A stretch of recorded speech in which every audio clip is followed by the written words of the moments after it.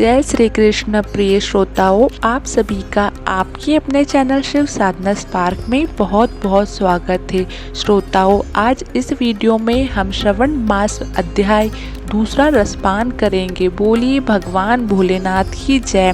शंकर भगवान सनत कुमार जी से बोले, हे महाभागा ब्रह्मपुत्र, आप नम्र है, यही कारण है कि आप बड़े श्रद्धालु हैं, समस्त सद्गुणों से युक्त श्रोता है। हे अनग, आपने जो श्रवण मास के बारे में पूछा है तथा जो कुछ आपने पूछा भी नहीं है, मैं सहर्ष वर्णन करता हूँ। शत्रुता रहित प्राणी तो प्रिय होता ही है और आप वैसे भी नम्र हैं। आपके पिता ब्रह्मा बहुत उद्दंड थे, अतः उनका 5वां सिर कट गया। वो उस मत्सरता को छोड़ मेरी शरण में आए। हे तात, वह सब मैं कहूँगा, आप एकाग्रचित्त होकर सुने।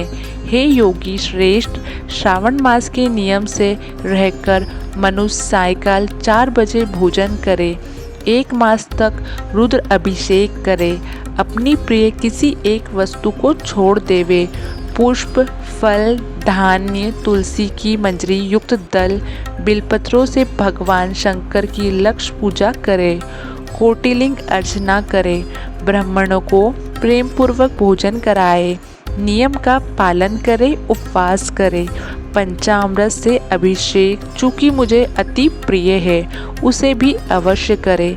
इस श्रवण मास में जो जो क्रियाएं की जाती है वह सभी अनंत फलदायक होती है।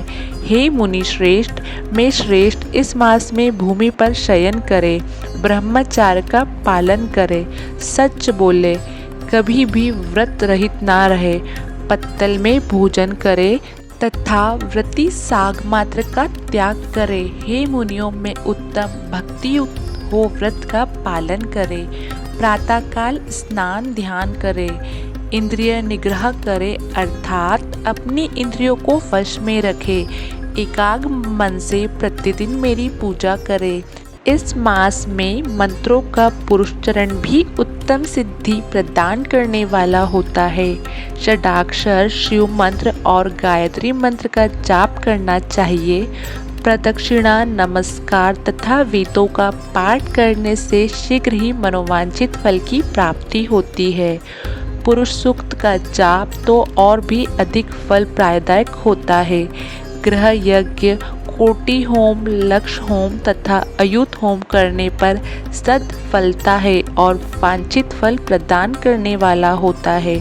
जो व्यक्ति इस मास में एक दिन भी व्रत से रहित व्यतीत करता है, वह महाप्रलय तक घोर नरक में वास करता है। यह मास मुझे सर्वाधिक प्रिय है। यह मास फलदायक है तथा निष्काम भाव से किए गए कर्म के फलस्वरूप मोक्ष प्रदान करने वाला है। हे सत्तम, इस मास में करने योग्य जो धर्म कहे गए हैं उनको मुझसे सुनो।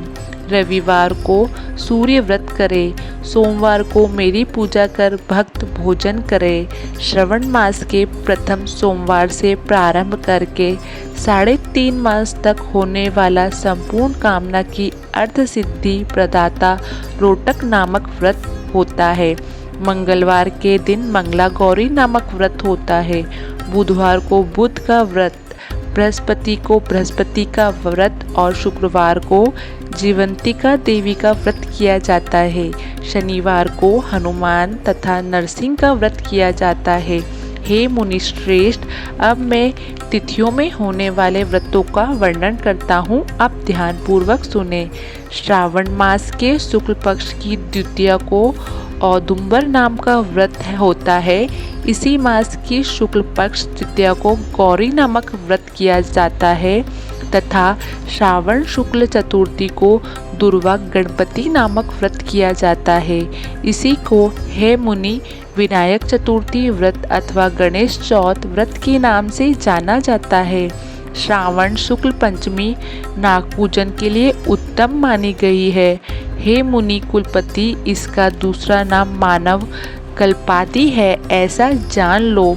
षष्ठी के दिन सुबोधन नामक व्रत और सप्तमी को शीतला देवी का व्रत होता है। अष्टमी और चतुर्दशी तिथि में देवी का पवित्रोरोपण करें। श्रावण मास की कृष्ण तथा शुक्ल पक्ष की नवमी को नक्त व्रत का विधान कहा गया है। शुक्ल पक्ष दशमी को आशा नामक व्रत किया जाता है। कोई मनुष्य इस मास की दोनों पक्ष की एकादशियों को आशा व्रत का होना स्वीकार करते हैं। श्रावण शुक्ल पक्ष की द्वादशी को भगवान हरि का पवित्र रोपण करना कहा गया है। अतः द्वादशी को भगवान हरि का श्रीधर नाम से अर्चन उत्तम गति को प्राप्त कराता है। श्रावण शुक्ल पक्ष पूर्णिमा को उत्सर्जन, उपाकर्म, सभादीप, रक्षाबंधन, श्रावणी कर्म, सर्प बलि और हयग्रीव जयंती होती है। हयग्रीव नाम का भगवान विष्णु का अवतार माना गया है। ये सातों काम श्रावण शुक्ल पूर्णिमा को किए जाते हैं। श्रावण मास की कृष्ण चतुर्थी को संकट चतुर्थी व्रत तथा श्रावण कृष्ण पंचमी को मानव कल्पादि किया जाता है। हे ब्राह्मणों में श्रेष्ठ, श्रावण कृष्ण पक्ष अष्टमी को भगवान विष्णु का श्री कृष्ण नाम से पूर्व अवतार हुआ। उस दिन व्रत तथा उत्सव मनाएं। श्रावण मास की अमावस तिथि में पितृव्रत होता है। इस दिन कुशोत्पाटन और वृषभों की अर्चना करें। शुक्ल पक्ष की प्रथमा से लेकर समस्त तिथियों के अलग अलग देवी देवता होते हैं। प्रतिपदा तिथि के अग्नि, द्वितीय के ब्रह्मा, तृतीय की गौरी, चतुर्थी के गणनायक, पंचमी के सर्प, षष्ठी के स्कंद, सप्तमी के सूर्य, अष्टमी तिथि के शिव है, नवमी की देवी दुर्गा, दशमी के यम और एकादशी विश्वदेव स्वामी हैं। द्वादशी के भगवान हरि, त्रयोदशी के कामदेव, चतुर्दशी के शिव और पूर्णिमा के चंद्रमा स्वामी हैं। अमावस के स्वामी पितृ है। इस क्रम में ये देवी देवता तिथियों के स्वामी कहे गए हैं। जिस देव की जो तिथि है उस तिथि को उस स्वामी के देवता की अर्चना करनी चाहिए। ऐसा कहा जाता है, हे मुनि श्रेष्ठ, इस मास में प्रायः अगस्त्य का उदय होता है। मैं उस समय का वर्णन करता हूँ, आप एकाग्रचित्त होकर सुनिए। सिंह राशि पर सूर्य के संक्रमण दिन से 12 अंश 40 घटी बीत जाने पर अगस्त्य ऋषि का उदय होता है। अगस्त्य ऋषि के लिए 7 दिन पूर्व ही से अर्घ दे। 12 मास में सूर्य नारायण अलग अलग नाम से तपते रहते हैं। श्रावण मास में गभिस्त नाम से तपते हैं। सूर्य भगवान का पूजन इस मास में भक्ति से तत्पर होकर करना चाहिए। श्रावण मास में शाक का त्याग, भाद्रपद में दही, अश्विन में दूध और कार्तिक मास में दाल का त्याग करें। यह संपूर्ण विधान करने में यदि समर्थ न हो तो श्रावण मास में इन वस्तुओं का त्याग करने से सभी मनवांछित फलों की प्राप्ति होती है। हे मान्य सज्जन ब्राह्मण, यह आपसे मैंने अति संक्षेप में उपदेश किया है, क्योंकि हे मुनि श्रेष्ठ, इस मास में होने वाले व्रत और धर्मों का सविस्तार रूप से वर्णन कोई 100 वर्षों में भी करने में सामर्थ्य नहीं है। भक्त मेरे प्रियतार्थ अथवा भगवान हरि के प्रियतार्थ संपूर्ण व्रतों का पालन करें। परमार्थ रूप से विचार करने पर आप मुझ में तथा हरि में कुछ भी भेद नहीं पाएंगे। जो प्राणी इसमें भेद की कल्पना करते हैं वे नरक के भागी होते हैं। हे सनत कुमार, इसलिए आप श्रावण मास में इन धर्मों का पालन अवश्य करें। इस प्रकार ईश्वर सनत कुमार संवाद के अंतर्गत श्रावण व्रतोद्देश्य कथन नामक दूसरा अध्याय पूर्ण हुआ। बोले भगवान भोलेनाथ की जय। दोस्तों, आपको वीडियो पसंद आई तो वीडियो को लाइक, चैनल को सब्सक्राइब और शेयर करना ना भूलें और बेल आइकन को प्रेस जरूर करें।